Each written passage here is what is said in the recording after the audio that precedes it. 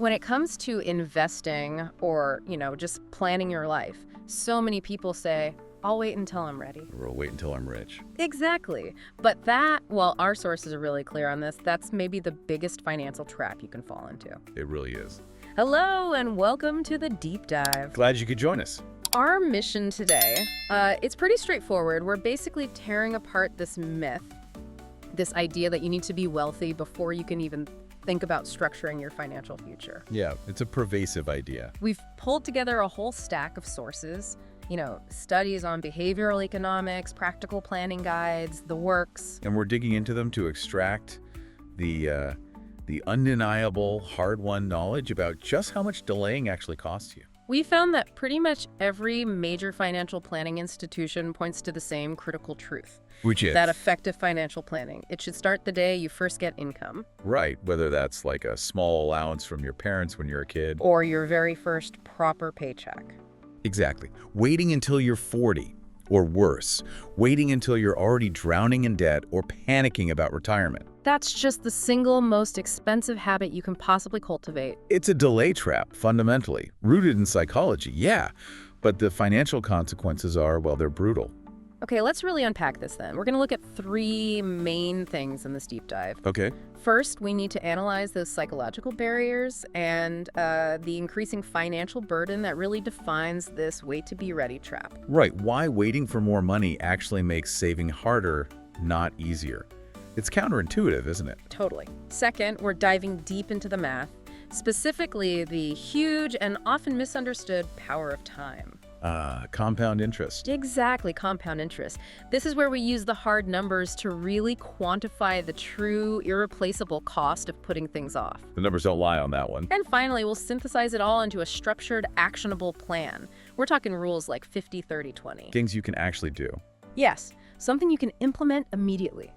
We want you to leave this deep dive with, a framework you can use today. Doesn't matter if your current income is $15,000 or $50,000. The principles apply regardless. Let's get into it. Right. Let's start with maybe the most common, the most seductive lie people tell themselves. Which is? I just need a bigger salary, then I can save easily. The illusion of waiting for a higher salary. Yes. The when I get that promotion trap. Exactly. Most people just assume, more money equals financial salvation. But the sources, they reveal this constant hidden tax waiting for us. Lifestyle inflation. That's the one, lifestyle inflation. It's that automatic and often, let's be honest, unconscious ratcheting up of your spending as soon as your income increases. You earn more so you feel, justified spending more, right? Precisely. It's this financial concept of using money beyond your means. Some of our sources even use the phrase "dungtide," Which means? literally burning money. Yeah. Spending excessively, wastefully. Wow. And the mechanism it's genuinely insidious because it feels like progress, doesn't it? Oh, absolutely. Let's paint a picture. Say you were, really diligent, budgeting carefully on $15,000 net income, making sacrifices. Yeah. Tough but doable. Then you land that great new job, and boom, your salary jumps dramatically. Let's say to $50,000. Okay. Logically, you should be able to save, $35,000 minus maybe a small bump in living standards? Should be easy. Wrong. According to the data, just plain wrong. What happens instead? What happens is your perception of what's a necessity just shifts. You upgrade the apartment because, hey, you deserve a better neighborhood now. Right. So rent jumps from, say, $8,000 to $12,000. Exactly. And you trade in the old car or scooter for something nicer. Your car payment goes from $5,000 to $8,000. Fixed costs rising. And maybe you stop cooking at home as much, more eating out. For sure. Yeah. Food and dining expenses creep up. Maybe $8,000 becomes $12,000. Little things add up. Okay, so you add up those increases. Yeah. The new place, the better car, the daily fancy coffee that suddenly feels essential. And the result, the actual cash flow you have left at the end of the month. The money you could save. Let me guess. It's the same. Often identical. Or sometimes, believe it or not, even lower than what you're dealing with back at $15,000. That's crazy. So you haven't actually increased your ability to save at all. Nope. You've just shifted your fixed costs way up. Yeah. You basically swapped the stress of having too little for the stress of managing bigger bills, The irony is painful. You wait years for that raise. only to find your disposable income. The actual engine for building wealth is still hovering near zero. The trap snaps shut. And while this whole psychological trap is playing out, the forces point out there's another clock ticking, an unavoidable one. The compounding weight of responsibility. Yes. Tell us about that. Absolutely. Waiting means you get older. It's simple biology. And unlike lifestyle inflation, which is kind of optional, the financial responsibilities that come with age, they're often non-negotiable. Which makes planning harder later on, exponentially harder. Think about the typical life cycle. Right. At age 25, maybe you're financially independent, only looking after yourself. Simple finances, low number of dependents. But manageable. But fast forward just 10 years, age 35. This is often when major life events start to cluster together. Like what? Well, you might find yourself supporting aging parents, or starting a family, welcoming a child. Or maybe you've bought a house and you're now locked into a heavy, long-term mortgage. These aren't wants, these are pretty mandatory fixed costs. Exactly. So even if your salary is now 50,000 PHP, that leftover discretionary income, that critical money you can actually choose to invest. It's being eaten away by these new necessary expenses. Right. You might have more gross income on paper, but you have less freedom with that income, less room to maneuver. And the source is really zeroed in on one specific area where this delay isn't just costly, it's actively risky. Ah, the insurance dilemma. Yeah. Yes, this is so critical. Let's explain that one. Okay, this is a crucial time-sensitive cost that honestly most people just ignore until it bites them. When you buy life or health insurance, your premium, what you pay, it's calculated based on risk. And age is a huge factor in risk. It's the dominant risk factor, usually. So can you put some numbers on that? Quantify the cost difference for us. Sure. Let's imagine you want, say, comprehensive health and life coverage. Same policy, same benefits. If you start young, age 25, Right. your annual premium might be, let's say, 15,000 THB per year. Because statistically, you're low risk, healthy. Makes sense. But what if you put it off just 10 years? Wait until age 35. With that exact same policy, Yeah. covering the exact same things, paying out the same amount if needed, it could easily jump dramatically. Again, to 25,000 THP per year. Wow, that's an extra 10,000 a year. Just for waiting 10 years. That 10,000 annual difference compounds against you. Over that decade of delay, you've basically paid an extra 100,000 THB in premiums. Just to get the same coverage you could have locked in cheaper earlier. It's a pure penalty for procrastination. Money just gone, wasted. Yeah. That is money simply burned. And it gets worse, doesn't it? The sources mentioned a deeper risk. That's right. Because as we get older, the chances of developing pre-existing health conditions could be minor, could be major. They just increase sharply. So if you wait even longer, say until 45, You might discover you now have a chronic condition. High blood pressure, diabetes, something like that. And suddenly insurance companies can, and often do, what? Charge you even more. much higher premiums, absolutely. Or they might apply specific exclusions like, we won't cover anything related to your diabetes. Or even just refuse cover altogether. In serious cases, yes. Yeah. Outright refusal. Insurance is one of those fundamental pillars of financial security where waiting literally locks you out of the best prices, and sometimes it locks you out of any protection at all. It's a huge gamble. Okay, so we've hit the psychological barriers, the rising fixed costs of life.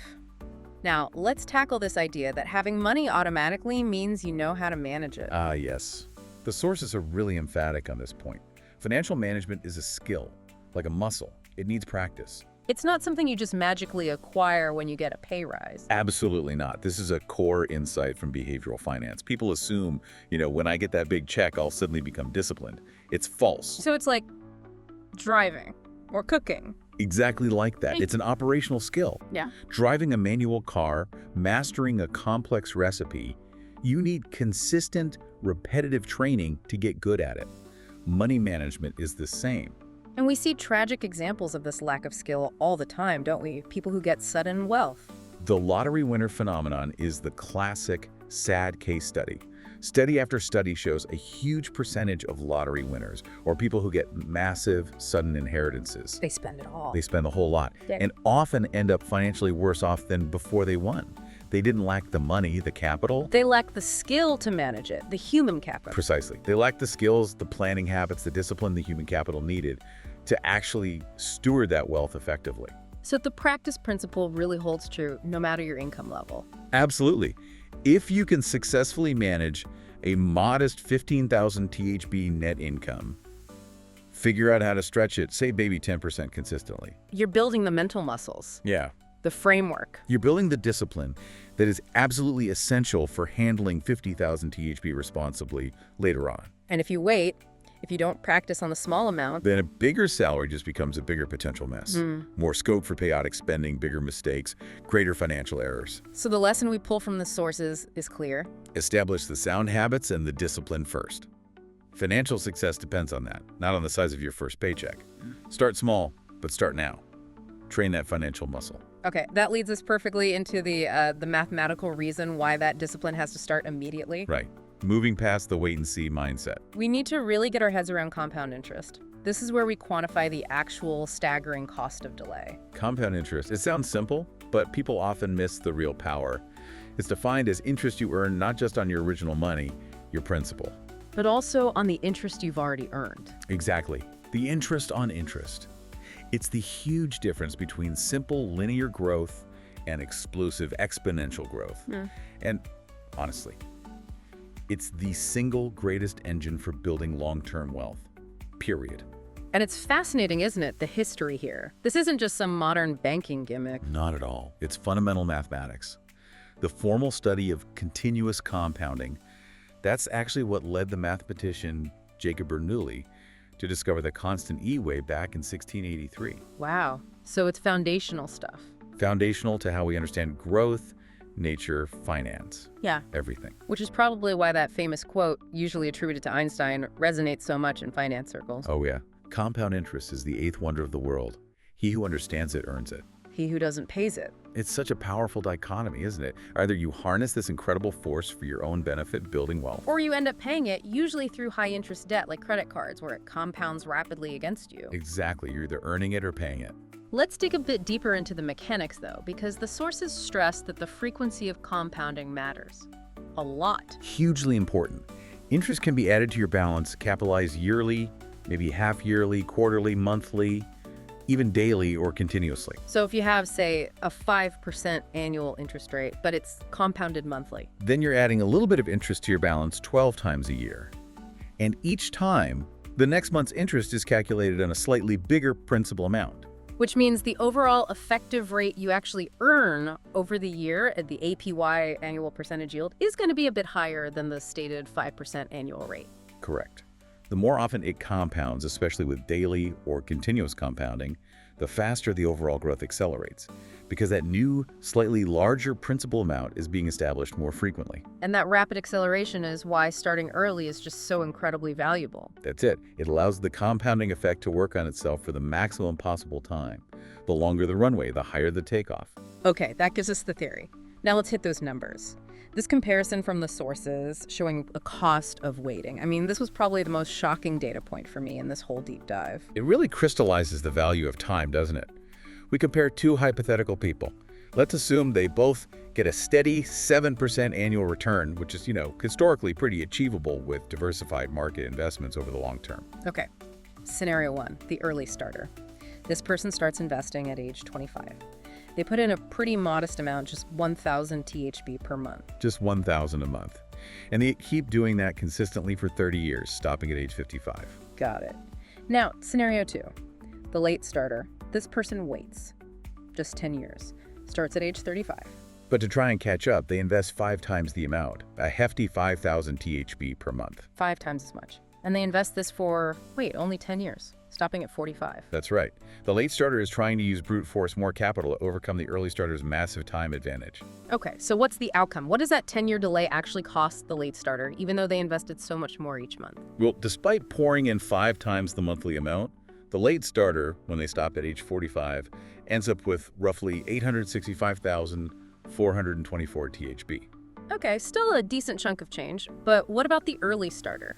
The one only putting in 1,000 a month. The early starter, consistently investing just 1,000 THB a month for the full 30 years, accumulates, wait for it, a massive 1.22 million THB. Hold on, let me process that. You invested 5 times more per month, 5 times. and you ended up with almost 400,000 THB less, just because you waited 10 years to start. That's the brutal math of compound interest in time. That number alone should frankly terrify anyone listening into starting today. How does that happen? Because that small 1,000 THB, the early starter, invested in their very first year. It had 30 full years to grow and compound on itself. The 5,000 THB the late starter put in, the absolute maximum time any of it had to compound was only 10 years. So time isn't just valuable. It's the most irreplaceable, highest yielding variable you have in personal finance. Once that time is gone, it's gone. You can try to make up for it by injecting huge amounts of capital later. But as we discussed, with lifestyle inflation and those compounding responsibilities, that's often just not feasible for most people. Exactly. Time lost is wealth lost. Period. Which leads us perfectly to thinking about a different kind of asset. One that doesn't show up on your bank statement, but is absolutely essential for success. Human capital. Yes. Explain human capital in this context. Okay, so when we talk about investing, we instinctively focus on financial capital, right? The cash, the stocks, the bonds, the property, physical, measurable assets. Yeah. But the sources really stress that we need to recognize human capital as the foundation upon which all that financial success is built. So what is it? Human capital is basically the sum total of all your intangible assets. Your skills, your knowledge, your experience, your health, even your intellectual capacity and discipline. Okay. But you can't exactly sell your experience on the stock market. Right, you can't monetize it directly like selling a share, but it is absolutely crucial for generating and then maintaining financial success over your lifetime. And the sources highlighted some key differences between human capital and, say, cash. Yeah, critical differences. Financial capital, like cash, gets used up when you spend it, gone. But human capital, it's generally non-depleting. Using your skills doesn't make them disappear. In fact, it often improves them. Precisely. Furthermore, financial capital constantly loses value due to inflation. Its purchasing power shrinks over time unless it's invested well. But human capital? Human capital generally appreciates with experience and learning. The more you use your knowledge, maybe applying financial strategies you learned, or even teaching others a skill, the more valuable and efficient that capital becomes. Okay, so if financial management is a skill that needs practice, like we said, And experience compounds the value of your human capital, then the core takeaway here seems pretty clear. which is That the most efficient, maybe the best first step in investing isn't necessarily buying a stock. It's investing in the knowledge required to plan and execute effectively. absolutely. That knowledge is your primary, non-depleting, appreciating human capital investment.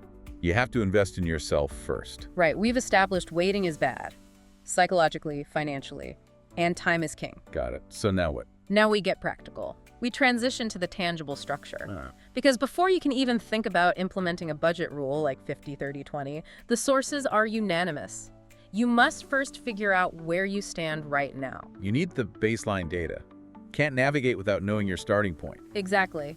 This assessment phase, it's non-negotiable. And it involves 3 steps that require, frankly, total honesty with yourself. Okay, step 1. Step 1, check your overall financial health and structure. That means figuring out your actual net income, the money that hits your bank account after tax, after mandatory deductions like Social Security or Provident funds. The real take-home pay. Yes.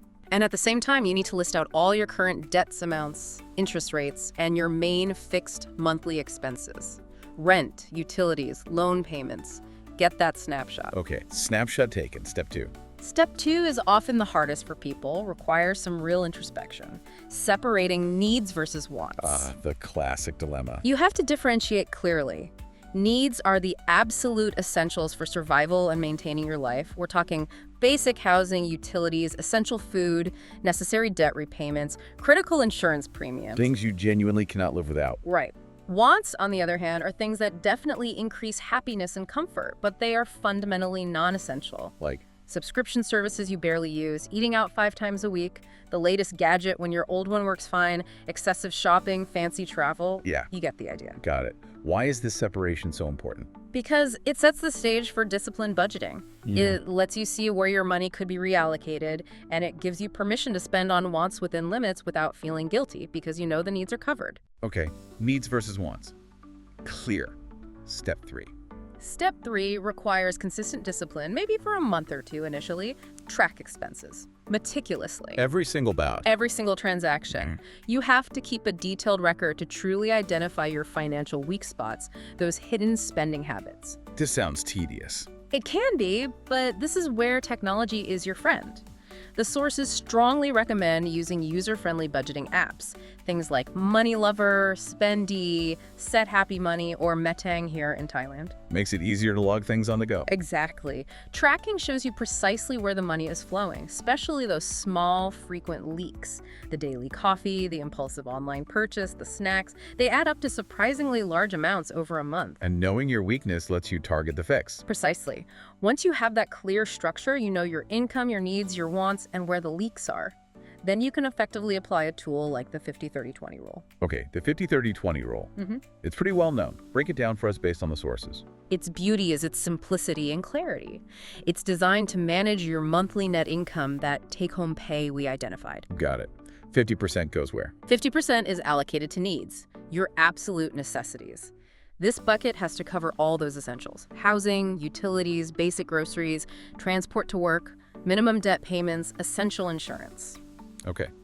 Half your income for essentials. And there's a vital check here, the sources mentioned. If your needs consistently creep above 50% of your net income, That's a red flag. big red flag. It signals your fixed costs are structurally too high for your income. You're basically living beyond your sustainable means, and you need to make immediate adjustments. Maybe find cheaper housing, cut non-essential subscriptions bundled as needs, reduce debt faster. Something has to give. Okay, crucial point. What about the 30%? 30% goes towards wants. This is your budget for pleasure, happiness, discretionary spending, entertainment, hobbies, dining out, shopping, travel, the fun stuff. And budgeting for this is important psychologically, right?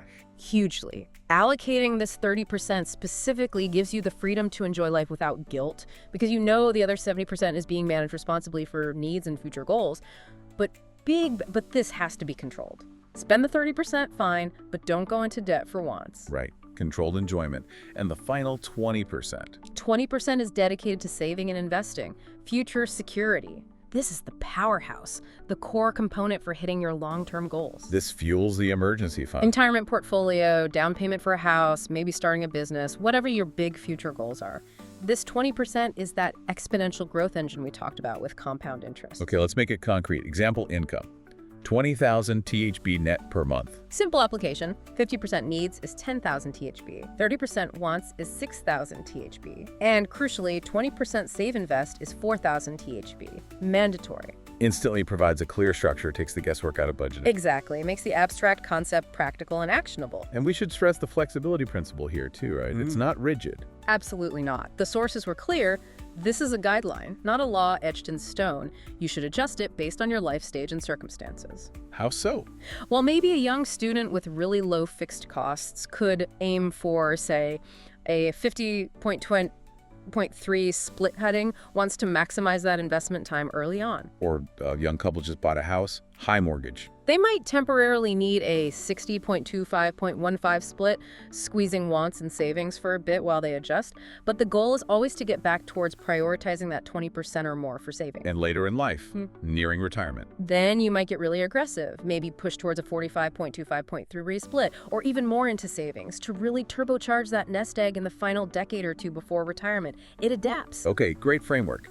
But making any structure stick requires a behavioral shift, doesn't it? The crucial one, implementing the pay yourself first strategy. Explain that. Why is it so powerful? It's the essential psychological and mechanical pivot. Most people operate on a spend first, then save whatever is left over at the end of the month mentality. Which often means nothing is left over. Exactly. Paying yourself first flips that script entirely. Saving and investing become the first bill you pay each month, not the last priority. So practically, how do you do it? The action step is simple and ideally automated. The moment your income hits your account, you set up an automatic transfer. That 20%, or whatever your target savings percentage is, gets moved immediately into a separate, dedicated savings or investment account, before you even touch the money allocated for the 50% needs or 30% wants. Out of sight, out of mind. Makes it harder to spend. Precisely. It changes the whole mindset. Saving isn't an afterthought, it's the primary financial action you take each month. And the sources also recommended separating those savings further. Yes, discipline is massively helped by separation. Use different accounts or maybe digital pots or wallets within your banking app, clearly labeled for their specific purpose. Like emergency fund, retirement, house deposit. Exactly. Gives you visibility and makes you less likely to raid your retirement fund for a holiday. And that emergency fund, that's your absolute first savings priority using this 20%. How much should be in there? And where should it be kept? The standard recommendation is 6 to 12 months worth of your essential monthly expenses that needs category. And crucially, this money needs to be highly liquid and safe, meaning easily accessible in a crisis. A high-yield savings account is good, or maybe a very low-risk money market fund. It's not for investing in the stock market. This is your safety net, your primary defense against unexpected shocks like losing your job or a medical emergency. Build that first. Okay, so budgeting with 50-30-20 and paying yourself first gets you started. That's huge. Builds the foundation. But achieving real financial resilience, the ability to actually withstand shocks and grow wealth consistently, that requires avoiding some really common, powerful pitfalls. Traps that can derail even the best intentions. Right. So let's move beyond just the basic budget now and look at 8 of the most prevalent traps that experienced financial planners see trip people up again and again. Where do we start?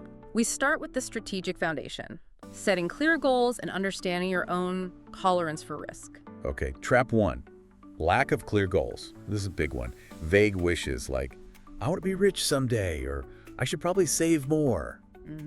They just don't work. Why not? They sound reasonable. They lack motivational power, and more importantly, they lack structure. If you don't have a measurable target, how can you possibly create a realistic timeline? How do you know if you're even on track? You can't manage what you don't measure. Makes sense. So what's the solution? The solution is to use a framework that forces clarity.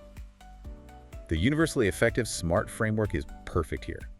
Goals need to be specific, measurable, achievable, relevant, and time-bound. Give me an example. Instead of, I want to save for a car. A SMART goal would be, I will save 500,000 THB for a house down payment.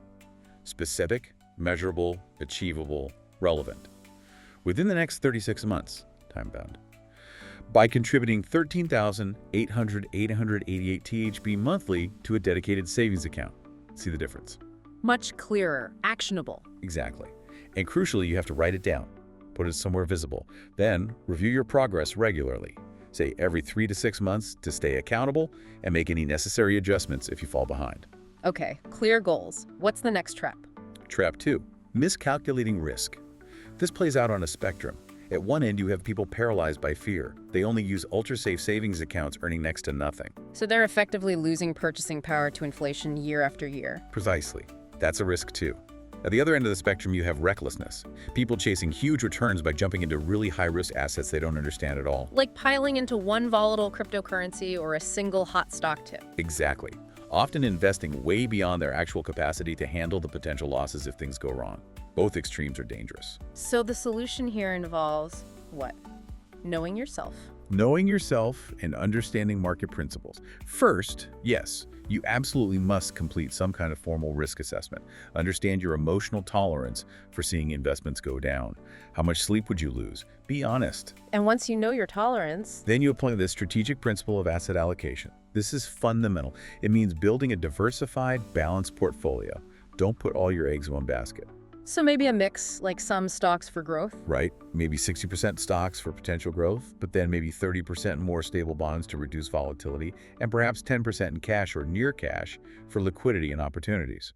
The exact mix depends on your goals, timeline, and that risk tolerance we just talked about. And the benefit of this mix. It significantly reduces the overall ups and downs of your total portfolio.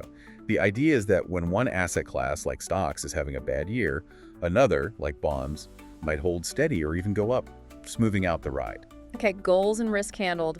What are the next couple of pitfalls? These seem more about day-to-day management. They are preparedness and debt. Trap 3, ignoring emergency savings. We touched on this, but it's worth hitting again because it's so fundamental. This trap really highlights lessons from history. Like the 1997 crisis here, or the GFC, or COVID. Exactly. The Tommy Yum Goon crisis, the global financial meltdown, the sudden mass layoffs during the pandemic. These events prove that unexpected shocks are not black swans. They are a certainty. Life happens. And not having cash reserves when it does. It means even a single month without income or one large unexpected bill can force you into taking on high-interest debt just to survive, which can completely collapse a financial structure you've carefully built. It derails everything. So the solution is non-negotiable. Build that emergency fund, 6 to 12 months of your essential monthly expenses. We said it before, we'll say it again. This money is not for investing. It's your financial fire extinguisher, your defensive moat. Keep it separate, keep it safe, keep it liquid. Savings account, maybe a money market fund, readily accessible. It protects your long-term investments from being raided into panic, and frankly, it protects your sanity. Okay, emergency fund is crucial. Next. Trap 4. Inefficient debt management. Now, not all debt is inherently bad.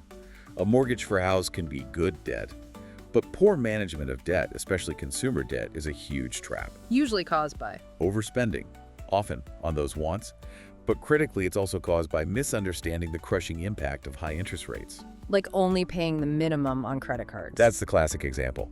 You feel like you're managing it, but you could be paying 16%, 18%, even more in annual interest.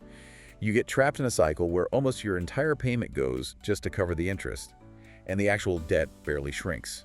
It's financial quicksand. So the solution involves getting systematic about attacking that debt. Yes, you need a clear strategy. There are two main proven methods for prioritizing repayment. First is the snowball method. Smallest debt first. Pay off the debt with the smallest balance first, regardless of the interest rate. Then take the money you were paying on that debt and add it to the payment for the next smallest debt, creating a snowball effect. What's the logic there? It's purely psychological. Getting that quick win of eliminating a debt completely provides a big motivational boost and builds momentum to keep going. Okay. And the other method. The avalanche method. This one involves attacking the debt with the highest interest rate first, while making minimum payments on the others. Once the highest interest debt is gone, you target the next highest. Which method is better? Mathematically, the avalanche method is superior. It will save you the most money in total interest paid over the long term. But psychologically, the snowball method can be more effective for some people because of those quick wins. The best method is the one you'll actually stick with. And what about consolidating debts? That's another key part of the solution. Explore debt consolidation. This means taking out one new, larger loan, ideally with a lower interest rate, to pay off multiple smaller, higher interest debts like credit cards or personal loans. Simplifies payments and saves money. If done right, yes. One payment, lower overall interest. It can be a very effective tool for getting high-cost debt under control. Okay, moving on to longer-term planning mistakes now. Taxes and retirement things younger people often think they can ignore for ages. Big mistake. Trap 5. Lack of tax planning. For most people with a decent income, income tax is actually one of their single largest annual expenses. But people just see it as unavoidable, something the government takes. And they often pay far more tax than they legally need to. That's just throwing away capital that could be working for you, compounding in your investments. People often wait until the last minute before the tax deadline and miss out on valuable deductions. So the solution is be proactive. Be proactive early in the tax year, not reactive at the end. Understand the tax deductions and credits available to you. In many systems, like here in Thailand, this means strategically planning your investments in tax-advantaged vehicles. Like SSFs and RMFs. Exactly. Super savings funds, SSF, and retirement mutual funds, RMF, are prime examples. Contributing to these not only builds your retirement savings, but also directly reduces your current taxable income. You might also look at certain types of insurance or specific ESG funds that offer tax benefits. So you're turning a liability taxes into an asset future savings. That's the goal. Structure your savings and investments deliberately to maximize the available tax benefits. It's free money, essentially, that the government allows you to keep if you plan properly. Okay, tax planning. Now the big one, retirement. Trap 6. Neglecting retirement planning. This is the ultimate wait to be ready trap, isn't it? It's almost always characterized by that dangerous thought, I'm too young, retirement is decades away, I've got plenty of time. And as we saw with the compound interest numbers, That mistake is catastrophically expensive. You're sacrificing the most powerful, most efficient years of compounding growth those early years. Delay inevitably leads to having insufficient funds later in life. especially with people living longer and healthcare costs rising. Absolutely. Running out of money in your 80s is a terrifying prospect. The solution has to be immediate action. First, you need to actually calculate your required retirement goal. This isn't a vague guess. You need to realistically estimate your necessary annual expenses in retirement, factor in your expected lifespan, and crucially, build in a realistic assumption for long-term inflation. There are calculators online that can help. Get a target number. Then, start investing towards that goal immediately. Leverage the power of time. Even if it's just that small 1,000 THB a month we talked about earlier, start now. And keep checking in. Third, review and adjust the plan at least annually. Are you on track? Do you need to increase your savings rate? If you did start late, you simply must adopt a more aggressive savings rate. Maybe pushing that 20% savings allocation to 25% or 30%, purely because you forfeited those valuable early years of compounding. You have to compensate. Okay, finally, let's look at traps related to the investments themselves and keeping the plan relevant. Right. Portfolio construction and flexibility. Trap 7, lack of diversity in investment. This is the classic blunder summed up by the old proverb, don't put all your eggs in one basket. How does this manifest? It could be someone putting 100% of their savings into their company's stock, or betting the farm on a single cryptocurrency, or even the opposite extreme, having 90% of their money sitting in a low-yield savings account, which is a concentration risk against inflation. Any kind of extreme concentration is dangerous. So the solution comes back to diversification. Rigorously applying the principles derived from modern portfolio theory, MPT. MPT isn't that complicated in essence. It basically demonstrates that by combining different types of assets that don't always move up and down perfectly in sync with each other. Like stocks and bonds, maybe. Exactly. Combining assets with different risk and return characteristics like growth-oriented stocks with more stable government bonds, or perhaps adding some real estate or gold exposure, you can potentially achieve the same level of overall return, but with significantly less volatility, less risk. Spread the risk around. Spread it across different asset classes, domestic stocks, international stocks, bonds, property, commodities, across different geographic regions, across different industries. And crucially, we have to keep saying, do not invest in things you do not understand. Education is the absolute prerequisite for effective diversification. Don't just buy something because it's trendy. Okay, diversify properly. And the final trap. This one seems easy to fall into. Trap 8, not adjusting the plan to life changes. People put huge effort into creating a beautiful, detailed financial plan when they're, say, 25. They get it laminated maybe, then they file it away and forget about it. But life isn't static. Life is incredibly dynamic. You get married, you have children, you change careers, you move cities, maybe you face an unexpected illness or receive an inheritance. Your financial landscape is constantly shifting. A static plan becomes obsolete very quickly. It's a dead plane. So the solution is keep it alive. Build in flexibility from the start and commit to continuous review. Your financial plan should be a living document, not a historical artifact. Review it thoroughly at least once a year. Or sooner if something big happens. Absolutely. Review it immediately after any major life event, birth of a child, marriage or divorce, new job with different benefits, significant change in income, major health diagnosis, large inheritance or expense. And what does that review involve? It involves checking if your goals are still relevant, if your risk tolerance has changed, and critically, adjusting things like your insurance coverage. If you have kids now, your life insurance needs are vastly different than when you were single. And building in some buffer. Yes, building in flexibility is key.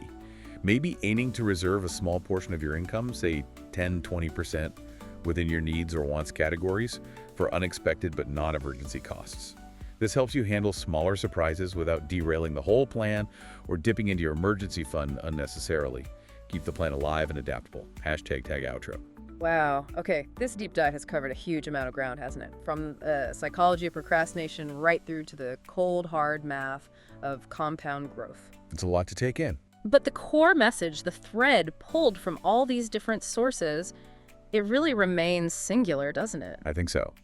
What is it for you? That the greatest cost in finance is simply the time you lose. And the barrier to getting started, it's not your current income level, it's discipline, it's habit, it's having the courage to just begin. Well said. And the sources give us that great little anecdote, remember, about Pina, the government employee. Oh yeah, tell that one. Despite having the safety net of a government pension, which, let's be honest, many people would use as an excuse to just coast financially, she planned as if she had zero security. She aimed for a fully self-funded, comfortable retirement. Aggressively. And through sheer consistency and diligence over years, she hit her personal goal of 10 million THB. Her story just perfectly proves that the right attitude and starting immediately are far, far more important than the specific circumstances you begin with. It really does. So the message is, start small today. Do not wait for some mythical, perfect financial moment to arrive. Because as that compounding math showed us so brutally, the truly optimal moment was probably yesterday. And the next best moment, it's right now, as you're listening to this. Couldn't agree more. And maybe building on that. Right. We talked earlier about the difference between good debt, like for buying an asset, and bad debt, like for consumption. Right. Let me leave you with a final thought, kind of derived from our analysis of preparedness and those crises we discussed. We've given you the tools, the framework, to start building financial security. Okay. The true test of whether that security is real, whether your plan is robust, it comes down to this. When the next inevitable economic crisis hits, and it will, Yeah. will you be facing a bad crisis? Meaning, an event that forces you to drain your emergency savings, maybe sell your investments at a worst possible time when prices are low, creating immediate severe hardship. Or will your preparation, your discipline, your emergency fund allow you to face a good crisis? Meaning you see it as an opportunity. You have cash reserves ready, you're secure, and you can actually deploy capital to buy quality assets cheaply when everyone else is panicking. Wow. Good crisis versus bad crisis. Your action plan, the one you hopefully start initiating today, that's what determines which type of crisis you face next time around. You have to try it for yourself, though, because as one source put it, financial planning is like driving a car. Advice alone isn't enough. Advice helps, but you need the actual experience behind the wheel. You have to do it. A powerful thought to end on. Thank you for joining us for this deep dive into the wait to be ready financial trap. We really hope this has given you the insight and maybe the nudge to take action today. Start now. Don't forget to like, share, and subscribe. Join us again for another great analysis. Thank you.